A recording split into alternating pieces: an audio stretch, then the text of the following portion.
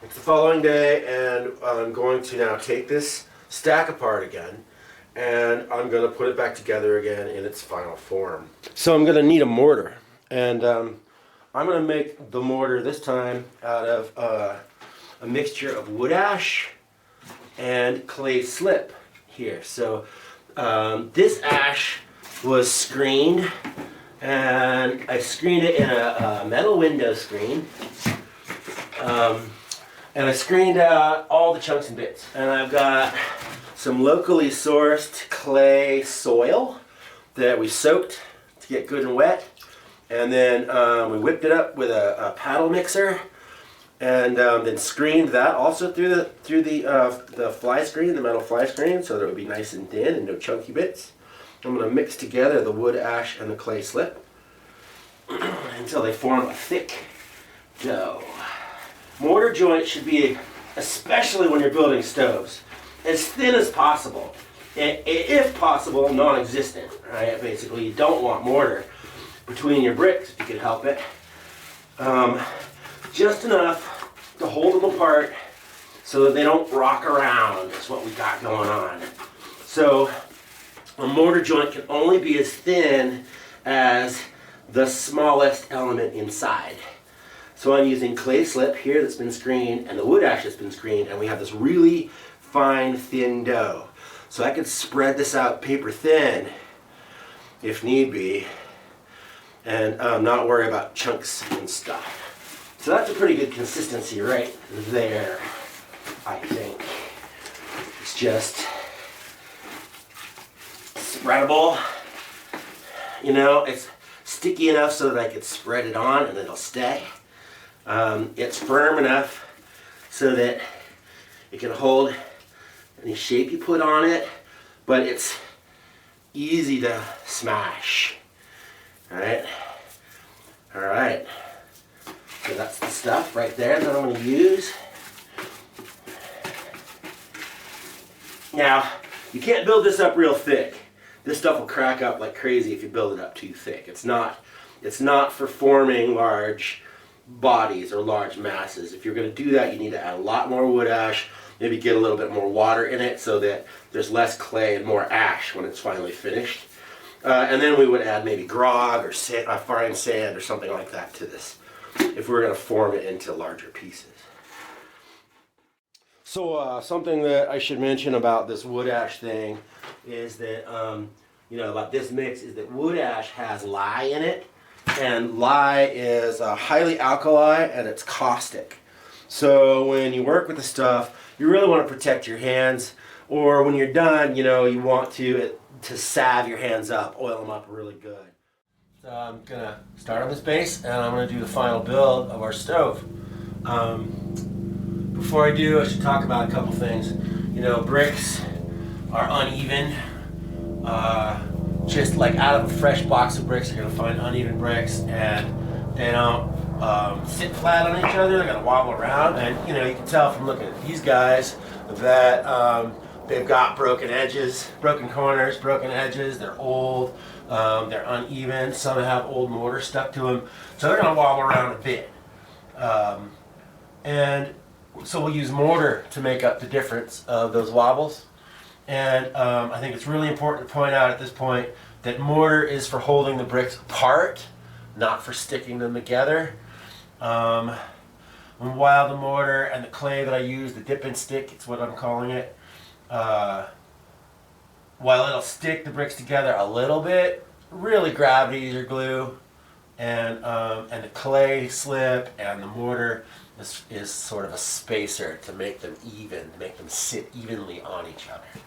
All right, so I'm going to start by laying these out one more time, and then I'm going to very carefully replace them, take them back up and stick them back down again in their permanent positions.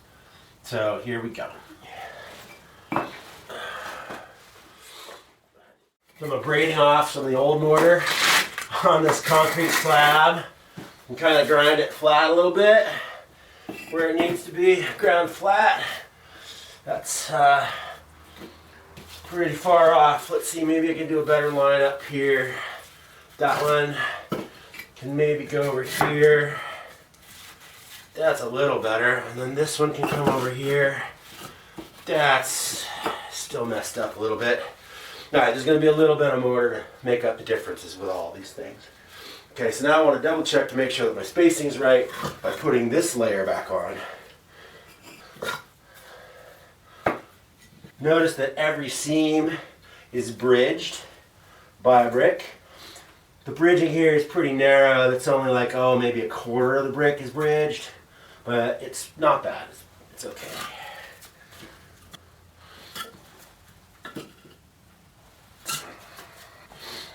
It looks like the spacing is pretty good. So now I'm going to double check this with a square and make sure that all my lines are straight. So I'm going to take this back off. Got the square. Now I've got 7 inches marked on the square so that I can quickly check the width without having to use one of these tapes. Because these tapes, you know, they go in and out. I'm going to have muddy hands in a minute. You're going to handle the tape, and then it's going to go back in, and it's going to carry the med inside, and it's going to wreck this tape. So I'm going to put this aside. I'm going to build using this guy only. There's 3.5 inches from here to the center line. And I've got 3.5 inches from this brick, this edge, to my center line. Okay, 3.5 inches from this brick to the center line, which it's not. There it is. Okay, now I'm going to straighten this line. Alright, so now this is square cornered, straight edged, and equidistant from the center line. Now I can fix up the other side based on that. Square, 7 inches, 7 inches to there, and then all these can just come right on in. Looking good. All right. So now, each one of these is a little more or a little less wobbly. So first things first, I'm going to practice what we call dip and stick. I have a bucket of clay slip over here. I dip my brick in the clay slip and I stick it down. Then I check it for wobbliness. See, it wants to rock around, and I can see that the low spot is over here. The low spot is actually right here. So I need a little bit of goop in there, a little bit of mortar to bring this brick up to make it sit flat and not rock. So I've got my bucket of mortar, and I'm going to put the bare minimum on this brick and put it back down again. Oh, that moved more either. There. Now, square. The measurement is correct. It doesn't wobble. That one's set. Now I'm going to take this brick. I'm going to dip it in the clay slip, and stick it down. It's got a little bit of wobble. The low end is back here.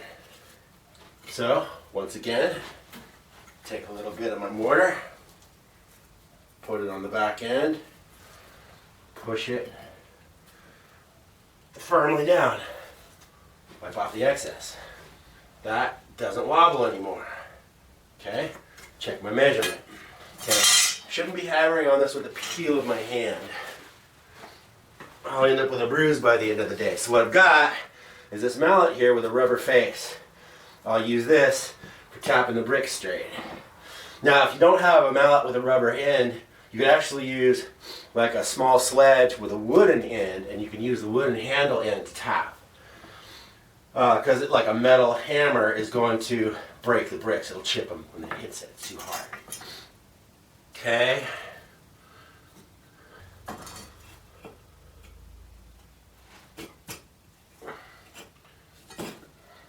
Working my way around the circle. I'm trying to put the best edges and best corners inside. You can see that there's not a lot to choose from. You know, sometimes they're a little funky. This one here has got some gapola. That's all right. We can work with that. There.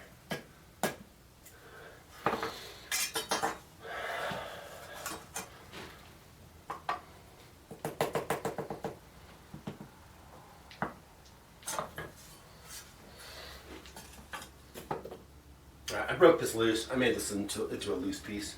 So I'm going to slip this whole face here, leave my mortar alone, and stick it down to that.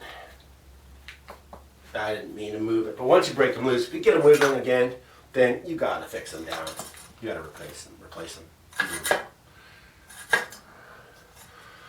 Okay, 7 and 7. Okay, so now what I've got here is I've got a lot of uneven edges. I got a lot of cracks in things. And so what I'm going to do is I'm going to take my little mortar mix here and a little bit of slip, and I'm going to get this all slip wet, and I'm going to fill in everything. Just fill it in. Use as little as possible. Fill up all of the edges and cracks from the inside. It's going to help to make sure that this is sealed. We'll make sure there's no leakage. So I seal every course as I work it. So I've got first layer all slicked up. Looks like all the seams are nicely filled. All the cracks are somewhat leveled. Alright, I'll do the next course. Okay, now got the different kind of brick. So once again, I'm going to lay them out, check them out before I make them permanent. Looking for the better corner, putting all the best corners in if I can. Making sure that I'm laying it out so that each of these seams is bridged by another brick.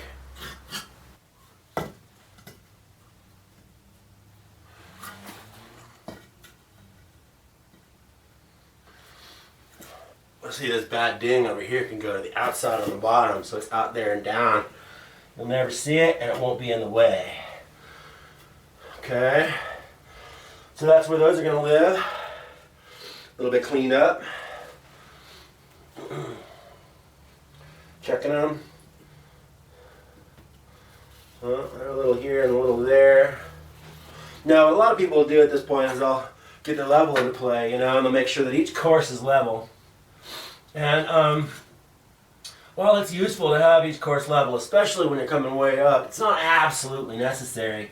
Now just looking at this, noticing that I got off pretty lucky.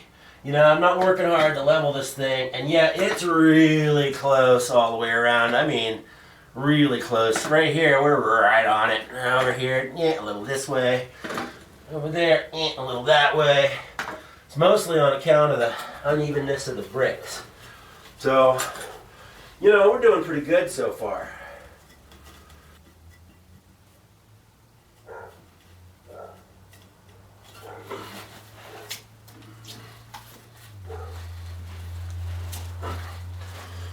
Paste at the face.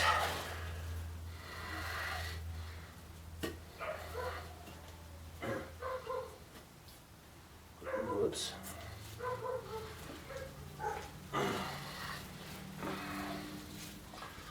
Next step is going to be putting these bridge pieces on right here. Now, part of this next course, you know, because there's going to be these bridge pieces, there's also going to be the last part of the feed box. And then we're going to get set up to do the heat riser here. So this next course is going to be quite a bit of cutting involved. So it's time for me to get out there and set up the cutter. It's a really cold day today. It's been below freezing.